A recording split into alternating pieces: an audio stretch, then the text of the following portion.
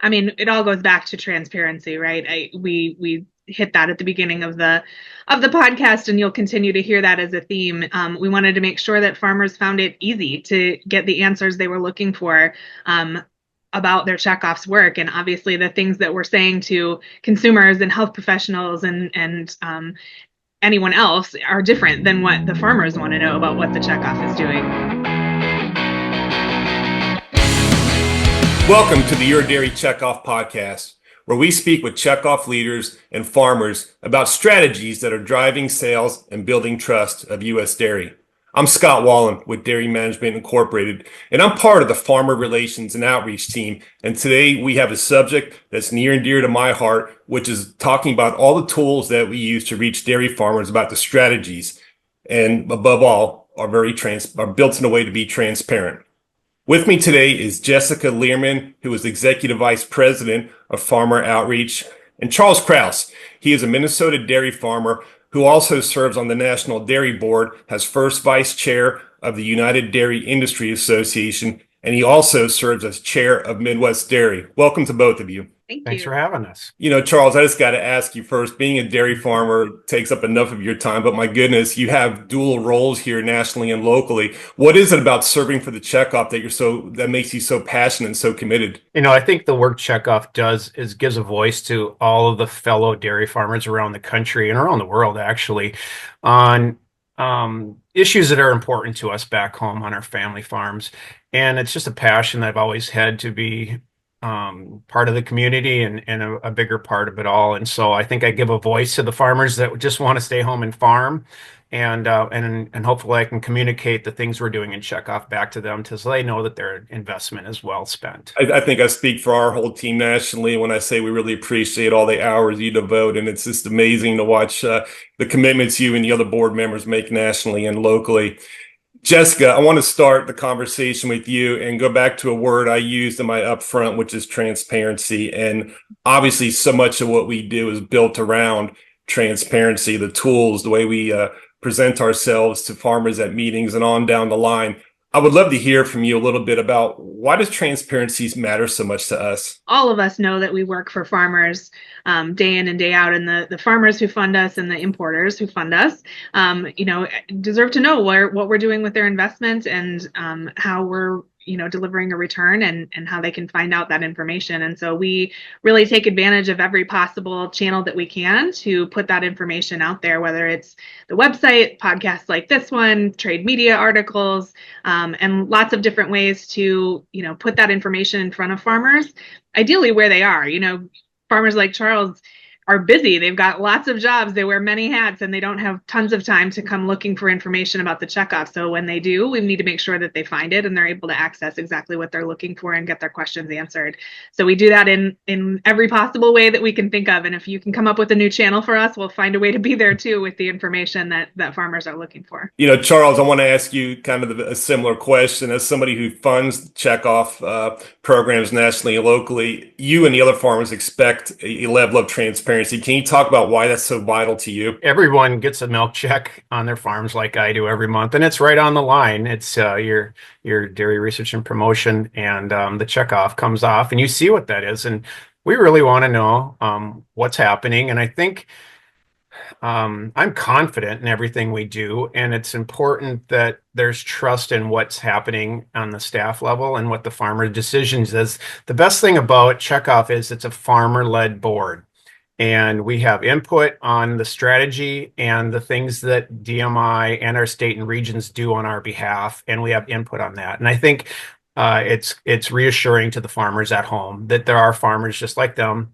serving and giving their input on how their money is being spent to build trust and grow demand for their family farms. Jessica, we have tools, we have strategies in place that are built around transparency. And the first thing I want to talk to you about is a campaign we began, I think almost 3 years ago now, called Making Every Drop Count. Would love to hear some thoughts on you about the history of the campaign, why we did it, and where farmers might be able to see it. Charles was there at the inception of this campaign as part of the board and the committee that leads this work. And so, we really heard from farmers.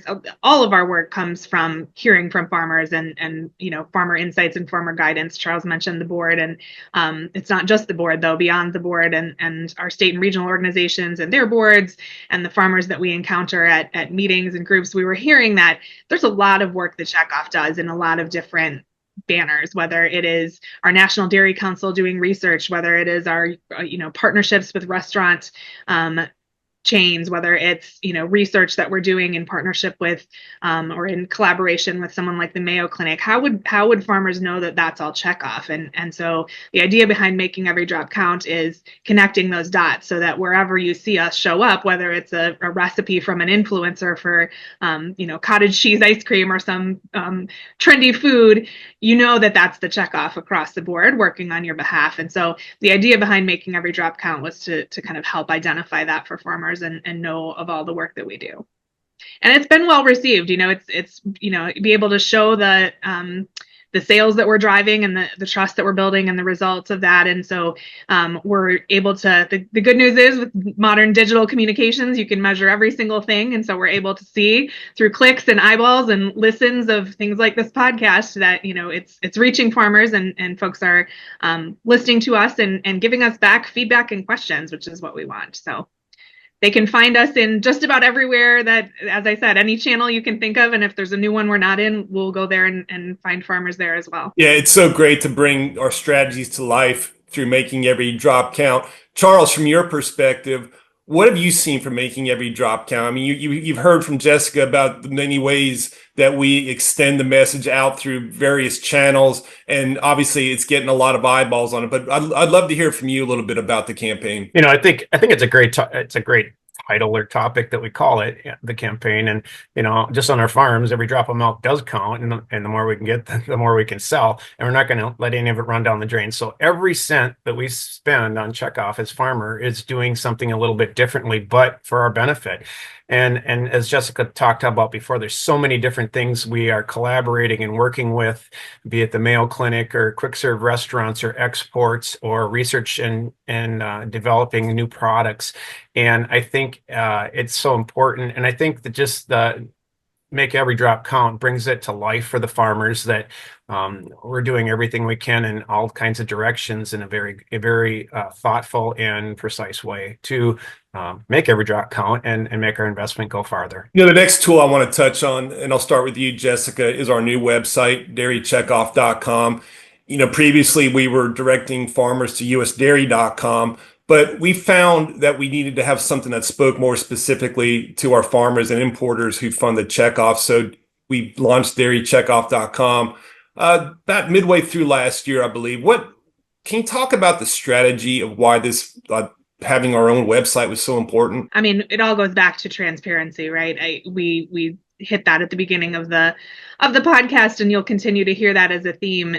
We wanted to make sure that farmers found it easy to get the answers they were looking for about their Checkoff's work. And obviously the things that we're saying to consumers and health professionals and anyone else are different than what the farmers want to know about what the Checkoff is doing. You probably have enough dairy recipes. You don't need to be wading through those to try and find the financial information you're seeking or an answer to a specific question. And so we really designed it to have the information that farmers are seeking about what the Checkoff is doing, the financial information, as I said, the annual reports. There's articles about the different priorities and lines of work, information about the board. You can find out who your local board representative is. There's links to all the state and regional organizations, so you can find who your state and regional representative or organization is. And there's also a lot of ways to get feedback from farmers on that site as well, whether it's emailing us or contacting a board member directly. And we use that feedback and those questions to write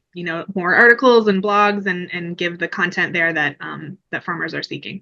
Charles, this is one of those tools. Obviously, the National Dairy Board members had an opportunity to see it from its inception to its launch. You were very close in the process of building this website. What do you see at the website that you think are the most beneficial aspects to dairy farmers? Well, I think the best thing about it is that it's mobile phone friendly. And it's so easy to use, and it just takes you everywhere. Exports, farmer images, growing dairy demand, health and nutrition partnerships, research, innovation, sustainability, and youth wellness, all the pillars that we are working on. And if you have hours and hours, I started looking through it before this just to see, and you could read and read, and there's all kinds of stuff on there, but it's just very user friendly. If you had a question about I wonder what we're doing with Checkoff as far as youth wellness, and you hit that, and it comes up with a whole litany of things. And so I think as a farmer, I rely on my phone for so many things, whether it's managing my animals on my farm, tracking bank, tracking co-op things, but to be able to hop on my phone, quickly access it and find that information without having to scroll through recipes and things that Jessica talked about. It's very farmer friendly, very easy to use. And I don't know if you can use it on a flip phone, but most of us are on smartphones now, so we're pretty safe there. But I do love it. It's one of the things I've been most excited about that we've developed over the last couple of years. I love your use of props. I mean, my goodness, this is why I love talking to you, Charles. You go the extra mile and bring props to the discussion, and it's awesome to hear your passion for the website. And I know Jessica and I feel your passion, for what we've created here, and it's just so much fun to keep adding content to it. Which leads us to our next tool, which is what we're on right now, the Your Dairy Checkoff podcast. And Jessica, podcasting is so widespread in every corner of our country.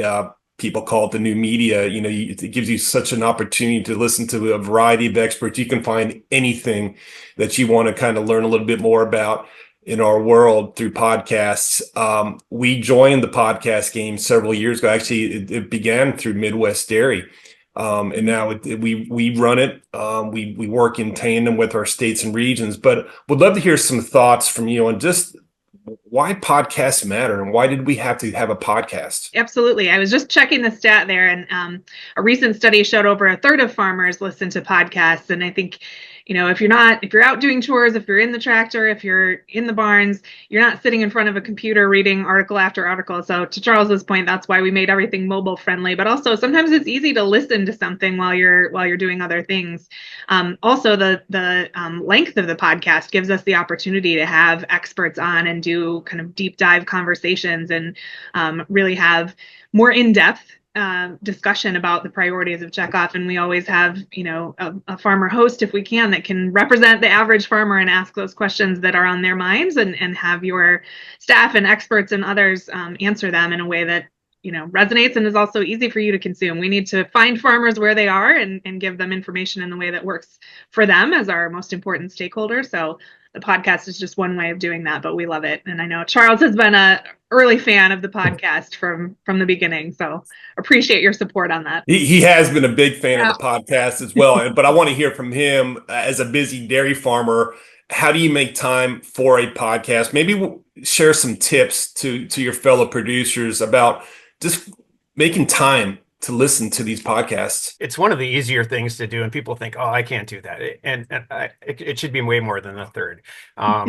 Farmers are listening to their local radio stations or whatever anytime they're feeding or driving a tractor. These aren't my earbuds, but you just pop the earbuds and you can listen to them anytime. And there's a multiple different. I'll do it while I'm working cows. I'll do it while I'm driving a tractor, while I'm driving to town. You can get a podcast, usually about a half an hour in, and they're really easy to. And I think the amount of different variety of topics, we try to cover everything Checkoff's doing throughout the year, and they come out pretty frequently, once a month or so, and just really easy to do. And on top of the other normal podcasts people listen to along the way, this is just one I really do like. And I like that we also highlight state and regions and bring in some of that dynamic on what's going on in different parts of the country. Different people on the DMI team that you normally wouldn't hear from sometimes are presented. And so that's good to see that information brought to us as farmers. And it's so easy. So obviously, if you're listening to this podcast, podcasts are easy to listen to, but and tell one of your friends, maybe tell your dad or your uncle that doesn't think they can do it, that it's really not that hard. And you can actually use a recorded one or just listen to it. If you're something quiet enough, you can just listen to it on the volume on your phone. Real easy to use, really easy to navigate, and a great variety of topics. Yeah, you touched on that federation-wide aspect of the podcast, and we are always looking for those great stories that happen locally as well as nationally, and being able to bring forward the voice of those staffs, the local checkoff teams, as well as farmers like you. So that to me is what makes it, I think, rewarding and appealing to other farmers, is when we have this great variety of voices and subjects to address. So I got one more question before we let you guys go. Jessica, I just want to start with you. Any final thoughts you want to share about what we talked about today, whether it's the tools or transparency or anything else you want to touch on? Absolutely. I think it goes to the podcast, but it goes to everything that we do, that, we listen to farmers. And so those hundreds of podcast episodes, many of them are based on questions that we received, whether it was in conversation at a meeting or a farmer told us about a question a neighbor had, and we feed those in. If one farmer has that question, probably many do, and so we look for a way to answer that, whether it's through a video, through content, through podcasts like this, through all of the things that we do. So we really do listen, and we're always open. There's you can find on the website ways to email all of us. We have a general talk to the checkoff at dairy.org, so you can email us any kind of question, or our farmer relations staff is always out there at meetings and gatherings and events, or go on the website, find your board member and ask them. But we're always looking for, ways to answer farmer questions and to make sure that we're putting the information out there that our funders need. So we're always open to that, and appreciate the thoughts and feedback from you. I'm going to add one plug. We have an awesome Checkoff newsletter that goes out every other week, and farmers can find out ways to sign up for that newsletter on the website. Charles, how about you? How about some closing thoughts you'd like to share? That is an awesome newsletter that comes out every couple of weeks, Scott. So good job there. Jessica kind of stole my thunder, everything she said. There's easy ways to contact your farmer representatives. I'm a farmer representative for not only people of Minnesota or Midwest, but for the country. And so if you have an idea, or if you have a concern or a question, I think that's the first person you might want to go to and ask the question. And maybe we can give it to you in layman's terms, in the dairyman's terms, on how we're working on things and how Checkoff is being spent on our behalf. But dairycheckoff.com is just a real easy way to find out about the Checkoff. And I think that we have a board from all across the country that represents farmers listening to this, and so if you do have concerns or questions, or if you do want to be involved, talk to them. And we're always looking for people that are willing to serve in different various. You don't necessarily have to be on a board, but everyone can be a dairy champion in their own way. And so whether it's on social, or talking to someone at a grocery store in your home community, or talking to a fellow farmer, we're a small but mighty group of people that do a very noble and wonderful thing, feeding a sustainable and hungry world with our delicious dairy products. And so I think we all take pride in what we do, and so that's why I do what I do. I really love what I do, and it's important that we're all part of it. And so be a part of the conversation, get involved if you can, and go tell your friend to have a glass of milk. Scott and I are proud to work for you as well. Yeah, I was going to say the same exact thing. I mean, Jessica and I have been around for a long time, but it's because we are so passionate about dairy farmers and all the great work you do. So I want to thank both of you for your time today. I really enjoyed that conversation. And dairy farmers, please visit dairycheckoff.com to see all these things that we discussed today. Our podcast is housed there, right there on the website, but you can also find the Your Dairy Checkoff podcast on your favorite podcast platform. Thanks again, and have a great day to both of you. Thank you. Thanks so much.